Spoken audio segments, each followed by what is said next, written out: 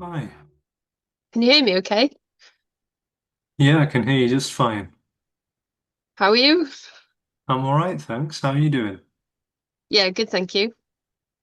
Good. Um, so this is just an informal question and answer. Am I right about that?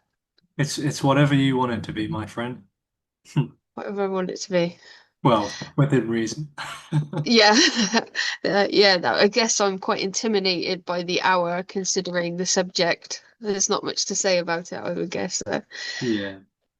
Um, but I there's been some questions that do keep coming up.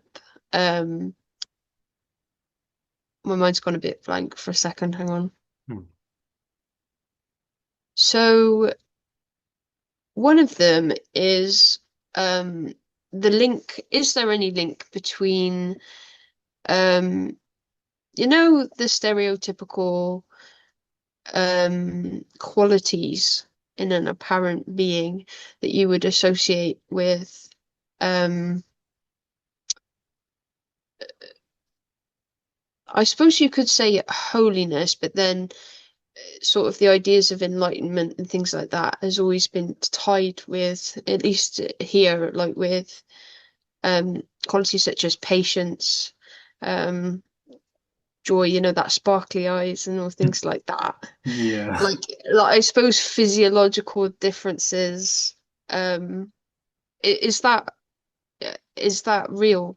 Um, or is there just no connection at all? Like, could the grumpiest person ever, supposed person, like have this realization that nobody would see your brain goes round and round in circles. I guess I'm saying, is there any changes? Hmm. Is it connected at all? No. No. Yeah, No. there's no need for anybody to be joyful or blissful or patient or anything. There's no prerequisite. Yeah. So if it's already the case, Hmm. um, that it's already this, Yeah. um, does this also then include, because there seems to be a pattern of watching or binge listening to non-duality. It changes, so it could be Rumi or Hmm. Zen, and then a feeling of peace and quite deep peace, I would say, and then not watching things, not exposing to things like that anymore, and then going on like a 3-month Netflix binge and emotions all over the place. And I don't know. I don't get in fights with people, but you know what I mean. Get in fights with, I suppose, in your own head with the world, Hmm. people in the world, situations in the world. Hmm. And when that happens, I suppose there's a feeling of being completely consumed by the dream as though it is itself a Netflix show. Hmm. And then you think, oh, hang on a minute, you know, it doesn't have to be this difficult. I remember, you know, there's non-duality again. So you put videos back on and then this feeling of peace comes over you again.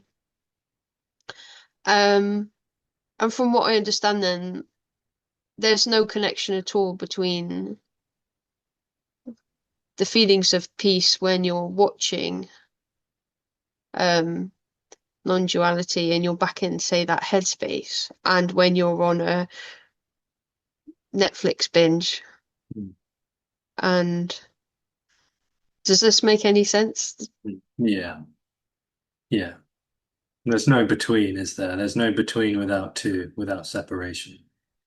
So No. there just is naturally what appears to be happening. And it's all the same. It's all empty. It's all emptiness. There's no destination to life. So whether I'm watching Netflix or watching non-duality videos or teachings or whatever else I could possibly seem to get drawn into. It doesn't matter because none of it's going anywhere. Yeah. Because I suppose I was thinking what drives the seeking, Hmm. what leads to putting on a big long playlist of non-duality videos and um Yeah. reading why, if the Netflix binging, and I Hmm. have no problem. It makes it sound like I've got problems with neighbors or something, but like, I don't know, maybe this isn't happening with me, but like maybe your neighbor or something keeps parking in your parking space, and Hmm. Hmm. yeah. But then I suppose when you're binge watching the um, non-duality stuff, or practicing things like meditation, Hmm. suddenly it doesn't have a physiological response, your neighbor parking in your space. Right. Do you get what I mean? It just feels like one is closer to what I would imagine is being described than the other. Hmm. But my understanding is, I suppose they're both the same. Right. Well, I'll just respond to all of that then. So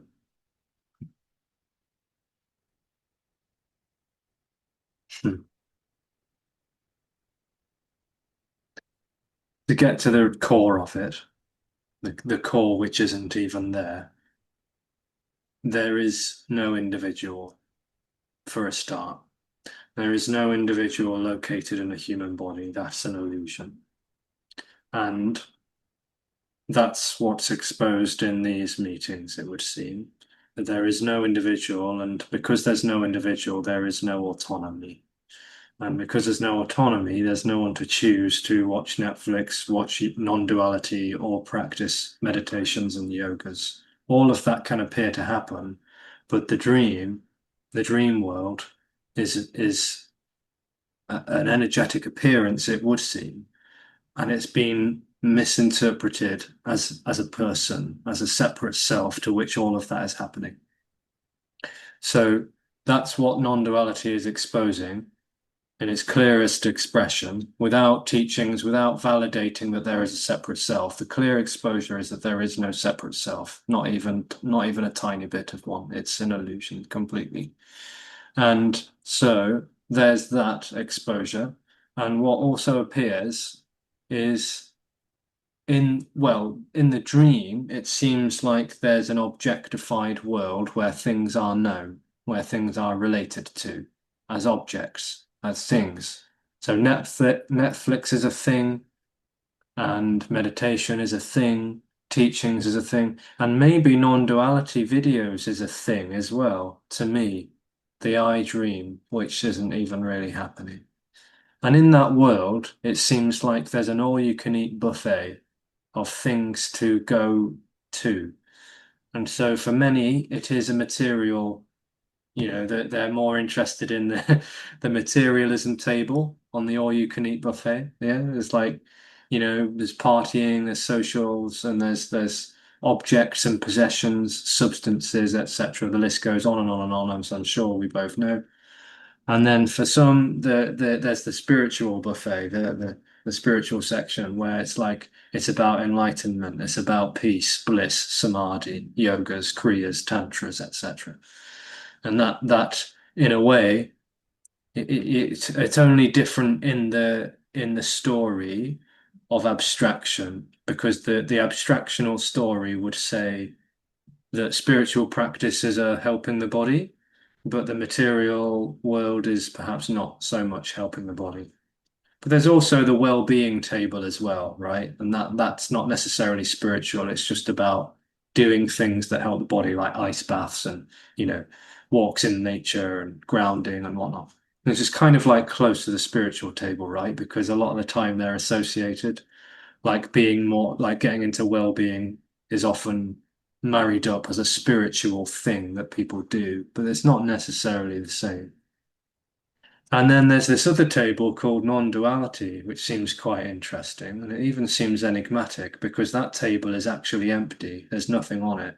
There's nothing actually on that table. But it seems like there is if it seems like someone's coming across it. And that for some is like really fascinating because that's an empty table. There isn't actually anything to get from non-duality. There's not an object of gratification on offer if it's not separate, if it's not two, not dual. There's no gratification in that. It's the one place that it can't get some gratification of any kind because there's no teaching, there's no path, there's nothing to get, there's nowhere to go, there's nothing to become.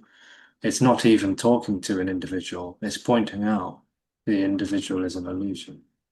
And so, in my world, in my dream world of going here, there, and everywhere, to bring a long story short, I'm always on the move in the dream. I'm always on the move to go somewhere. I seem to always be looking for something.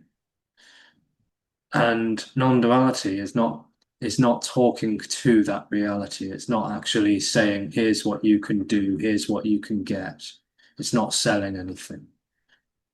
And sometimes there can be an openness to the absence of direction, instruction, practice, process, initiation, etc.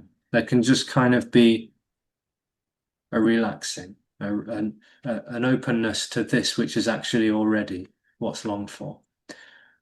And that openness seems to have an energetic component without wanting to make it sound like another spiritual thing or a mystical thing. But there can just seem to be a palpable energetic quality to the openness of this, where there is no one, no thing, no where and no when. There just is what appears to be. And Netflix and that may carry on, and yogas and that may carry on, but there's no sense that any of it's going anywhere. There's no sense that anyone is doing any of it either. It just is what appears to be happening. Is there any connection between language Mm. and this apparent duality? Mm. Like, for instance, those practices where you give your brain um, a mantra or something to munch on. Like, I think I went 3 days once. It took a lot of effort of making sure that the brain noise was only either a mantra or a nursery rhyme. I didn't see much of a difference, to be honest. Anything repetitive that would keep it occupied, keep it munching away, whilst the rest of, I suppose, a body could experience life without that, you know, interference. And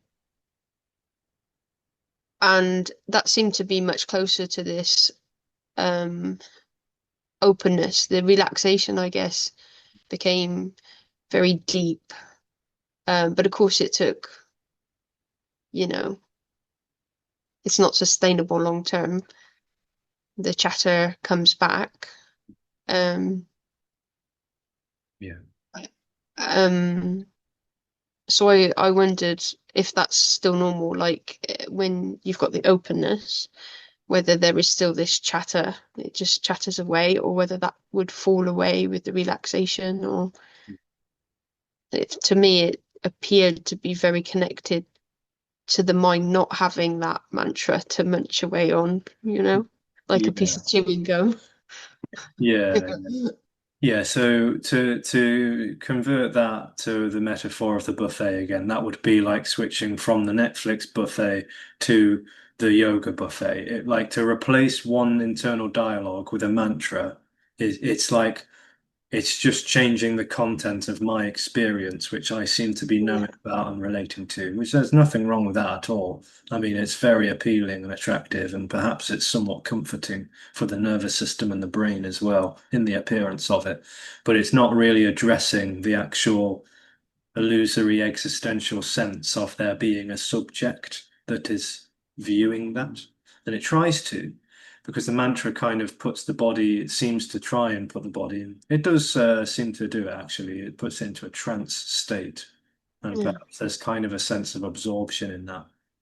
But as you say, it wears off. And that internal dialogue seems to come back, and there still seems to be someone in that. There still seems to be someone observing all of that, aware of it, distant from it. Um, so these practices and meditations and yogas, I just see them as exercises for the nervous system, the cardiovascular system, and every other physical system in the body, but none of them actually address the existential illusion. And so the language doesn't really seem to play a part in this, and yet we're talking. There's the appearance of a conversation appearing to happen. There's the appearance of, questions and answers, comments and responding, and there's talking in this way. But really, what this is about can't actually be talked about. It can't be named, because if it was named, it would be labeled, it would be defined, and it would be separate. It would be a thing to talk about. But we're sort of talking around that, but never Yeah. actually talking about it.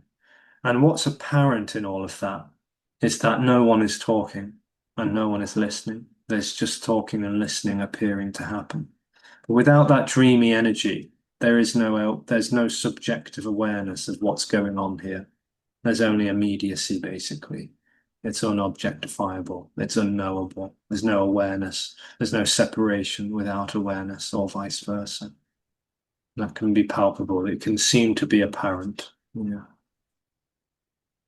It's funny, how it ties in with like drug use and things like that. Hmm. Because I would imagine I didn't at the time, but during certain substance trips, as it were, I would imagine that it would make it would go in a lot cleaner, and Hmm. almost probably I would end up laughing Mhm. because it would explain it so clearly. But Hmm. so from that, and from, I suppose, how naturally talk about the world, is it ties into then the brain. And then I'm sure people say this all the time, but that TED talk about the stroke, a stroke of insight, Hmm. you know, um, just this constant doubt when it comes to the effects certain drugs can have, Hmm. and the effects a stroke can have. About There's just always this nagging doubt. Is it? Oh, and that combines also with, it seems as though a lot of non-duality YouTubers or authors have a history of seeking. Hmm. So the doubt is always creeping in Hmm. about whether it is actually an altered brain state, Hmm. and therefore it actually is a practice. Hmm. Does that make sense? Hmm. Yeah, I understand how that could appear as a view or a belief or something. I Um, believe, yeah. hmm. What I guess I guess why it doesn't seem like a practice is because there's no autonomy already, but there's a lack of a sense of autonomy, and there was no application involved. It was the one place there was no application involved. There was no process to go through. It was a kind of collapsing of all sense of process and timeline, because continuity as a sense also falls apart. And that doesn't seem to have a conceptual it's not conceptual. The sense of continuity is not a concept. It feels like there's time. It feels like timeline is real. And it feels like space is real. And it feels like awareness is real. And it feels like autonomy is real. And those four aspects of this illusion dissolve. They completely dissolve. And what's apparent there is that not only is there no sense of autonomy, but there was never autonomy. There was never actually a chooser located in the human body. And that's very apparent in the absence of this particular perception, if we can call it that loosely. But it seemed like there was autonomy. It really seemed like someone was actually moving the body and orchestrating it and making it go this way and that way, choosing what to eat, choosing, to go to work and this and that. But that perception, the dissolution of that, it's so abundantly clear that not only is there no autonomy, there never was. And that seems very natural in comparison to the way it was sensed in an apparent before, which of course, continuity being part of the illusion, that doesn't really compute. But in the apparent before and the apparent after, which is not real, it's very natural. There's a very natural quality about this. The way the body could just move around and do its thing. It's healthy. It gets up and does what it needs to do. But it is no longer married up with this perception that someone is running the show and that they're going through the motions and that all of this is happening in time and space. Yeah. So it's not the brain probably, I mean, I imagine the brain probably does like on a scan, maybe there would be some signs of an apparent change in all of that. But it seems really quite visceral and energetic. It's like psychosomatically what appears to be happening. So changing beliefs and stuff is not really going to do it because that would just be again it would be one object for another, but there would still be a sense of a subject in that paradigm. Um, and just to talk about psychedelics for a second, yes, psychedelics do seem to initiate that artificially. Depending on the dose, like if it's a hero's dose or whatever, that does definitely seem to artificially dissolve that sense of separation, the sense of a center, the sense of an individual, if we could call it that. Yeah. But then And of I guess I'm guessing for you, we've not had a stroke, neither of us. no, So we thankfully. can't we Yeah. can't verify whether you do get a stroke of insight also. Yeah. Yeah. Thankfully that hasn't happened to this body. Yeah, Yeah. well, that's interesting. I of course still stuck in the. It's funny as I say it. It's like I understand it's a story. Hmm. The story of me, but certainly that the energetic shift couldn't have happened. I don't. That doesn't resonate as to Hmm. have happened, or and so I suppose I get into these mental spots of trying to almost induce it. So it's like, okay, this isn't for me. I could never understand any of this. So I'll put it on in the background. I'll put it Hmm. on when I'm asleep and I'll give my thinking mind a mantra to chew on. So I try all these little tricks in case it is the brain or something Right. to induce it by trying to keep my complete sense of self munching on something meaningless. Hmm. Um, whilst I listen, because it's like nobody can bring this. I think the book Perfect Brilliant Stillness. Yes. I think that really says well about how it's just an act of grace. There is, it, this dissolution. Hmm. It's nobody brings it about. No. So there's an understanding, I guess, that this sense of me in all its forms um doesn't understand. Actually, something on your website I thought was um when you're reading something sometimes and it so the dreamer lives in knowing, understanding, and analyzing.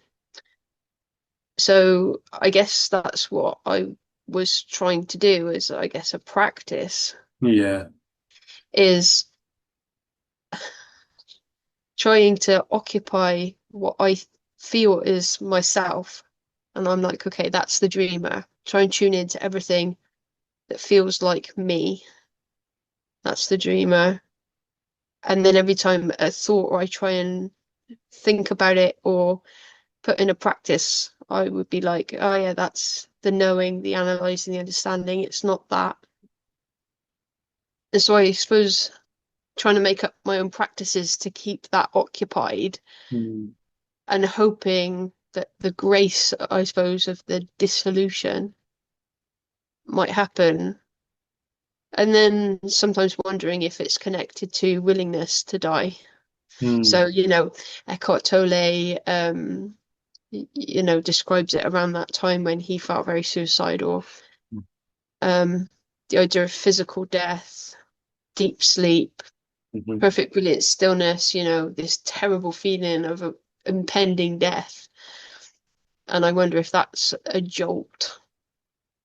There's a lot of, as you can hear, there's a lot of meandering thoughts that I assume have nothing to do with what you're talking about.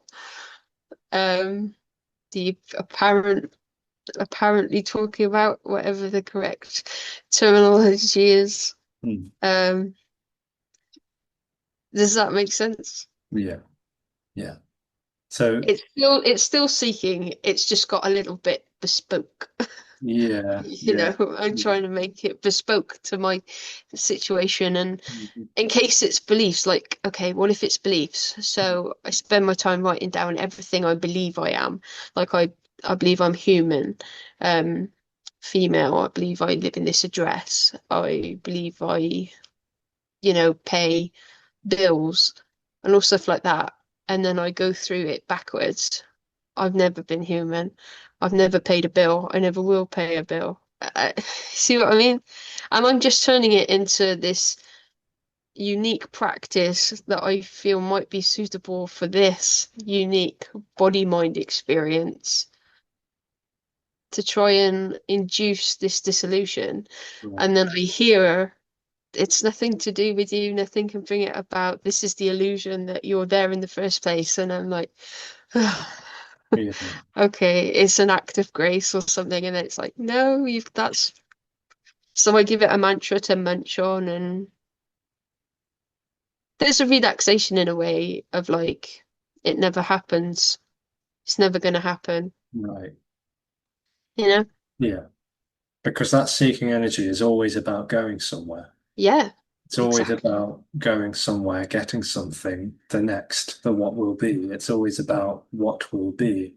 And so naturally it comes across non-duality videos and thinks the falling away of me is what will be.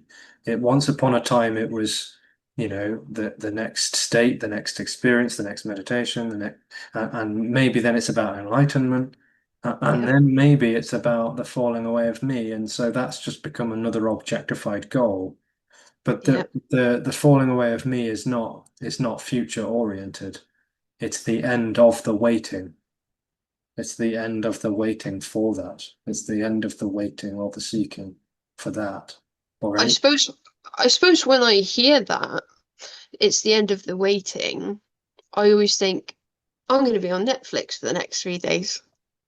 Ah, Like, like if it's this assumption that if given free reign without any with a dissolution without any doer, it's just going to go back to watching Netflix and yeah.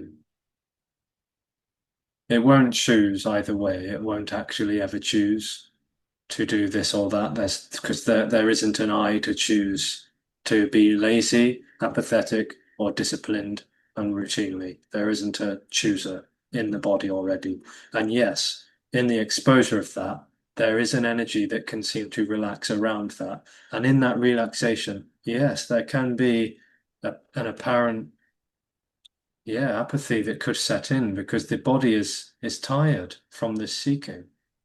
It doesn't want to seek because no, it it's something yeah, that intuitively sees through the nonsense of that, of the constant. going to a place that doesn't actually exist. And so yeah, there can be, but it doesn't always happen that way. Yeah. But it won't get liberation as an event or an experience because liberation is all there is. It's everything. That can't be moved towards or away from because it's absolute, it's not relative. If it was relative, it would be limited and it wouldn't be liberation.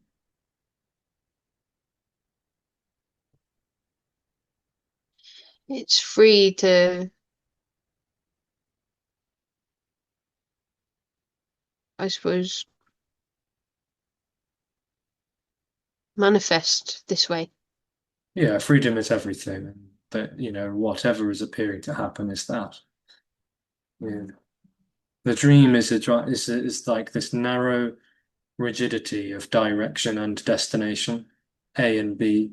It's a dualistic dream, and it's never getting to be. It's never actually arriving where it thinks it's going to go, or it's never getting there because there isn't a there that actually exists. Neither is there a then at a distance from now. That's an illusion. The distance between a now and a then is an illusion because there's never a then. There only ever is what appears to be happening. So continuity and location in space are completely illusory. Yeah.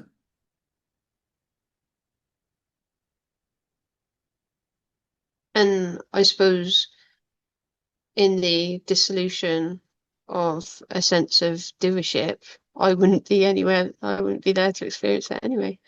What could be considered a sense of I, a sense of there being an awareness of what's happening, dissolves with that whole paradigm, yeah.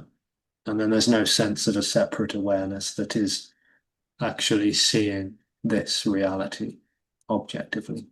So it really is like going to sleep. Because when I go to sleep, I'm not there. I disappear. I cease to be, and therefore everything ceases to be. Because there's no knowing in that. It's like going to sleep. Yeah. Well, when I wake up, um, I'm sure everyone has it. Just before you remember where you are and what your life story is, Mm, there's this um blankness. There mm, is sounds and shapes and then I can almost you ever see the film The War of the Worlds mhm, with Tom Cruise? You know that like lightning bolt that they come down in? Those mm, little pods that they go into the tripods in. Feels like there's this pod that comes in, and then there's this explosion, mm. and all of a sudden I'm me. I live at this address. It just powers up, Right. and then I suppose, and then begin the day. There does seem to be this kind of Yeah. Yeah. What you're piece. describing, what you're describing there, metaphorically and accurately, is the sense of separation coming in, feeling like it's coming into an organism, and suddenly there's a me, and there's everything else that me is knowing about and distant from. Yeah. Yeah, and I actually you can physiologically feel it as well clicking on. It does I always can see it as like from that film, like an explosion, Hmm. and then there's and then it powers on. But I mean dreams are funny like that because I have quite vivid dreams and I have dreams that continue. So um the version of say the town where I live in my dreams is not the same layout. And I remember in one dream, oh, I'm in this dream and I know the layout of this version of the town. Hmm. Um, and my dreams can remember other dreams whilst knowing that it's a dream. I used to, that physiologically, I used to suffer a heck of a lot with sleep paralysis.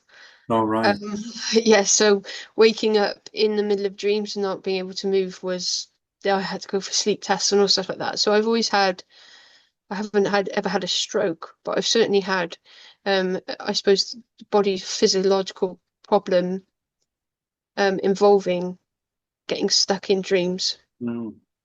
in a way that isn't pleasant. So I think in that way, perhaps that's why the dreaming. So it can be quite a strange little adventure, really, to be in a dream version of somewhere, know you're in a dream, and then you feel the sucking sensation into you've got to really feel where your body is in the bed. You can't move because you're paralyzed. So you've got a sense around, and then you've got every scrap of energy to move a muscle, and then that's it. You found the real bedroom because sometimes you get false awakenings, wake over and over and over again. In brain is desperately trying to create your bedroom, I think. But there's something always something wrong. Like I look in the mirror or something, and I'm aquatic, and it's like still in bed, still in bed, still in bed. And there's just a desperation to get back to the real world, you know. Finally, I can move a finger, and then you can feel this boom, this like this suddenly the dream it like blazes or something into this other understanding. Like it just goes, it pops, and then all of a sudden I can start moving my body in my actual bedroom if it's not another false awakening, and so I can get the body moving with a lot of effort, and then you can feel this suck into the awareness of the physiological body. And then there's this piece where you've that dream has popped, but then there's this emptiness and there's just sounds and you're looking around and you have no idea. You couldn't tell to anyone what your name is, no clue whatsoever. And then there's this suck again into the chest, another pop, and then this physiological burst. And in that, the story blooms and it sort of lines up with the physiological body. And then you're up for the day then. And then that sense of doership is there. And I wasn't expecting to go into that, actually. That just seemed to fit in this conversation somewhere. Um, and so, of course, it's not a stroke, but having physiological problems like that too, it makes it very easy to believe that this is just another dream. Mm. Um, but this one is doesn't ever seem to pop. Yeah. Um, that's okay, I Mm. suppose. But it's clearly not okay for something inside because it keeps binge watching non-duality videos. Yeah. Because this dream is fundamentally the dream of continuity. And so Yeah, there's no end to the dream of continuity if continuity is it's a reality of beginnings, middles, and endings. So there's no, the end of that dream is an illusion. It never really happens because do you see like continuity? There can't be an end to continuity if it is the dream of. So therefore, that's why there's no end to it, and there's no beginning to it, and therefore it's not actually really happening. Yeah. It's a misperception. This reality has appeared as a misperception that there is a continuous unfolding of this so-called present moment, but there is no unfolding really. There's no real before and there's no real after. There's only immediacy, which is absolutely timeless, and that's already the case. That doesn't become the case because it's not, there's no becomings. The illusion of continuity is not real. So there's no becomings. So only is there immediacy. Yeah. Um, does so in the physiological body, there's no sense for you then that there's doership. Hmm. So does that also is that also what you see when you look out and these so-called um beings, or is it or do you see stories? When you hold meetings, do you see lots of stories being told? Yeah, lots of stories do get told in the meetings and around the meetings. Yeah. Yeah. And do you just is it just fun? Do you just enjoy the Yeah, stories and it is. Yeah, it is fun. Yeah. yeah. There's no sense that this body needs to be going around changing any other bodies. Because there's no sense that anything is actually wrong, nor is there a sense that anyone is actually a reality to be changed or made better or improved. There's no separate self that is a problem that needs to be corrected or solved. It's what is appearing to happen is an open exposure of this immediacy, which is absolutely timeless, and therefore it's already. And there does seem to be people coming up to the meetings with a resonance to that, but there also seems to be attendance that is tremendously resistant to that and apparently keeps on asserting that there is a doer, there is a knower, there is a separate self, and there is a place to get to and a thing to obtain called enlightenment or something else. And that too is just freedom expressing as those assertions and claims as well. So there's no sense that, that needs to be proven wrong or anything. Yeah. So in a way, I guess, how I'm enjoying a Netflix show, Mm. the sense of something, I suppose, reality and fiction when it comes to stories.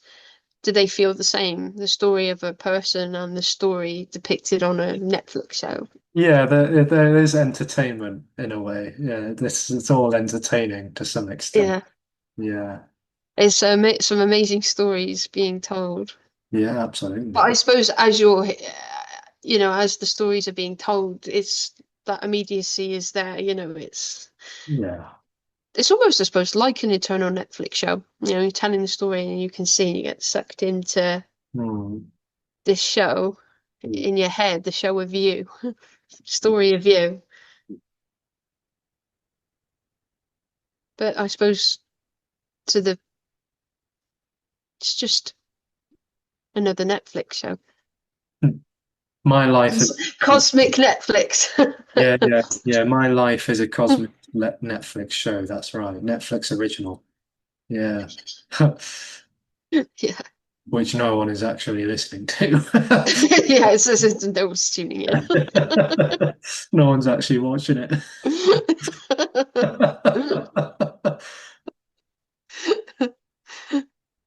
And I suppose that's the freedom there, free to do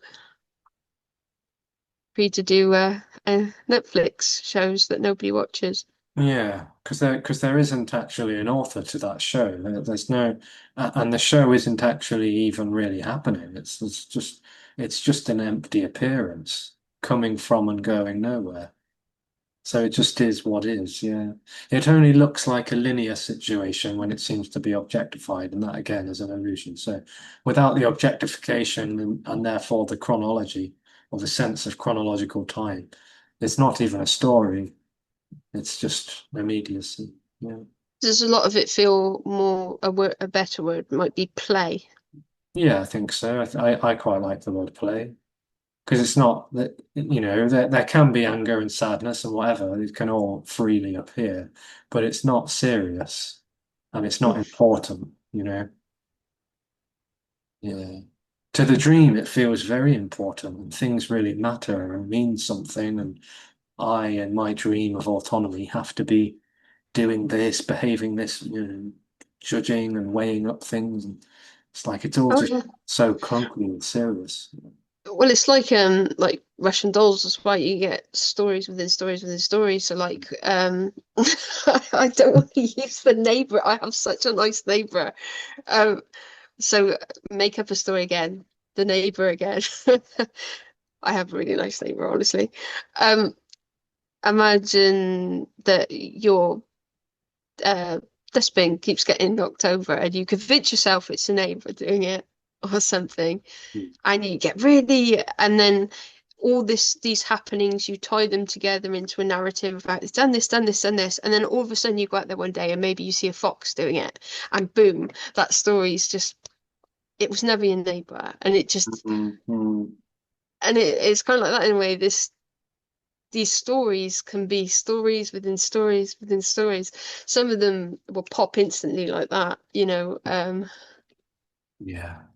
and when you get into one of these stories and then it pops or it passes, the emotion of it passes, and you think, oh, what was all that about? You know, think, yeah, there it goes again. These little whirlwinds, little dust bunnies, or well, those little dust tornadoes. Yeah, yeah, yeah. I suppose you've got this huge one going on here, like this Cat 5 hurricane, and then you get these Mm-hmm. little little dust. I don't even think what they're called. Stories within stories within stories. Yeah. Mm. Well, the tornado is a one of the perfect metaphors because it's like energy is all there is. It's everything. There's only that. We could call it energy, of course, it's another word. It maybe makes it sound like a thing, which it isn't. But there just is energy. It's total. There just is absolute chaotic energy playing as forms and shapes and sounds and minerals and whatever else. And energy can appear as a condensed form. It can appear as a as condensed density or vibration or sensation. And in the density of the illusory appearance of energy, it can appear to be separate. It can appear like there's a separate world. That's a bit like a tornado. It's like all of this energy has wound itself up into a momentum, and all of this stories and thoughts and beliefs are getting sucked into that, and it's like a vortex. But all of the debris that surrounds the tornado is not causing the tornado. It's just like on the periphery of it. And that would be like the stories and the beliefs and the thoughts. They're not causing this illusory paradigm of separation. They are a byproduct of it. Yeah, yeah. The subject reminds me too, is it Robert Harding? Have I got that name right? I'm not sure about Robert Harding. I don't know that one. That may not be his name.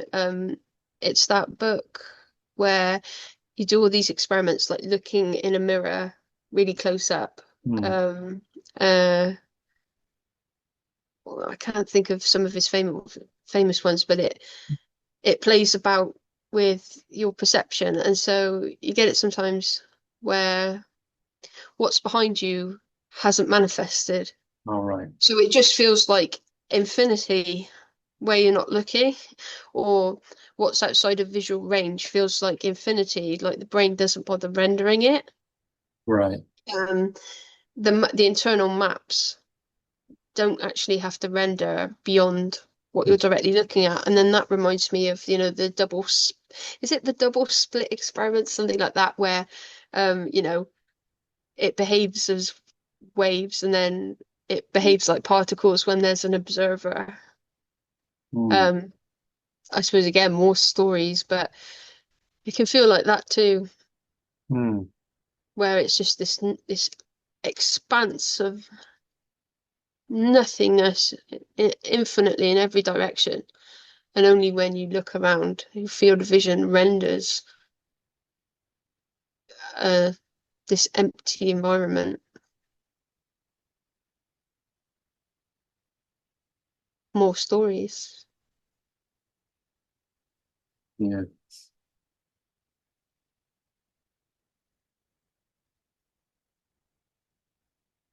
Yeah.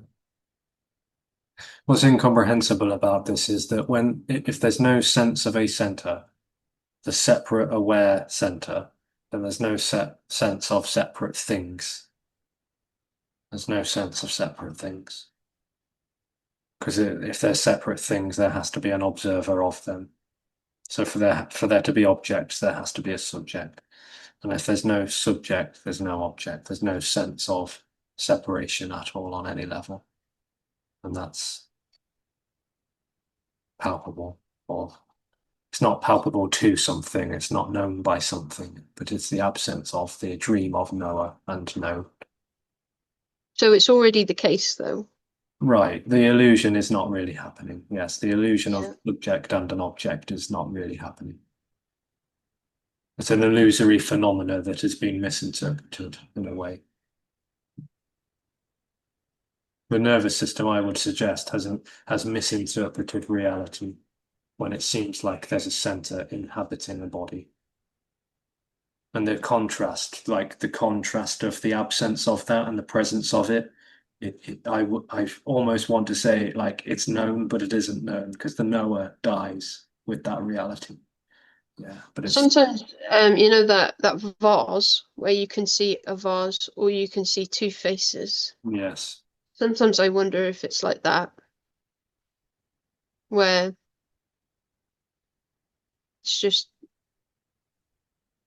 suddenly perception shifts and subject object is clearly, you know, it would be like that if they were two separate realities to compare to one another.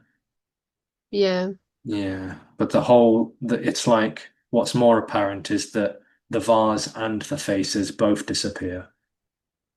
Oh, interesting. Yeah, Yeah. because it's like there's no separate abstractional ability anymore to actually say this and that, like the this and that as a, like even, so therefore it's like the before and after again. Even that is still abstracting. It's still telling a story about once upon a time there was a me and now there isn't. And so that too is illusory. It's still comparing and separating.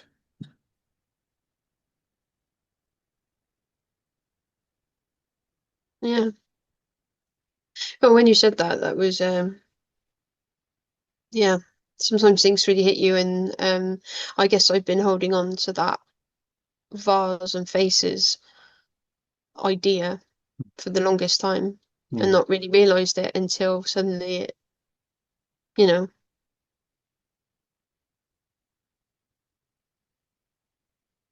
interesting. It's coming up to the end of the hour.